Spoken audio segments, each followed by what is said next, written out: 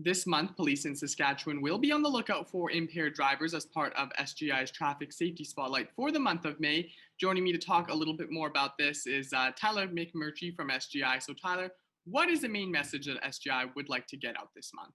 What we're trying to get across to people this month is, even though the weather is going to be nice and there may be that desire to get together with some friends for some socially distant drinks on a patio or in a backyard or on a deck somewhere, we want people to keep in mind the importance of, no matter whatever your plans are, in addition to making sure that they comply with public health requirements, of course, is to make sure that those plans include a way to get home safely. And that means never getting behind the wheel if you're impaired by alcohol or drugs. And I saw the yearly stats from 2020 showed that close to 40 people, I believe, died from crashes that were caused by impaired driving, and I think almost 400 people were injured. Can you talk about some of the other consequences that drivers can face when they're driving impaired? Yeah, absolutely. I mean, of course, the most significant consequences are somebody losing their life or being seriously injured as a result of impaired driving, and of course, that never needs to happen. Impaired driving is 100% preventable, and nobody ever needs to drive impaired. But we want people to also be aware of, even if they don't end up in a collision that injures or kills somebody, the consequences for impaired driving are quite significant.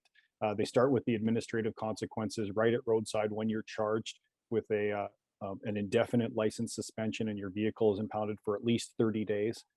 That's if you're charged criminally.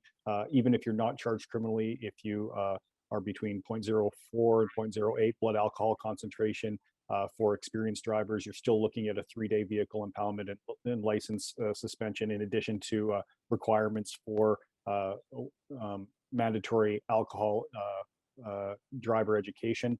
Depending on the number of offenses you've had, the requirements go up and the consequences go up as well. And then, of course, just the idea of an impaired driving charge can really mess up your life. We talked about the suspensions and the impoundments. There's also the fact that you'll have to go to court, you'll have to deal with the outcome of that, significant fines, and potentially jail time, depending on the severity of the offense. After that, you're looking at ignition interlock requirements to get your license back, and significant safe driver recognition penalties as well. So really, it's just a bad idea all around, and that doesn't even get into the social cost, the guilt and the shame that you'll feel of having been convicted of impaired driving, having that criminal record, having to deal with that with your friends and your family, knowing that about you.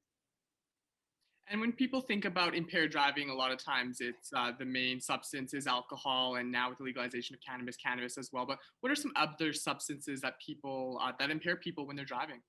Yeah, absolutely. It could be any drug that you take. I mean, if you're taking a drug to feel different, you're going to drive different as well. And so that can include any illicit drugs, in addition to alcohol and cannabis, of course, but also prescription drugs.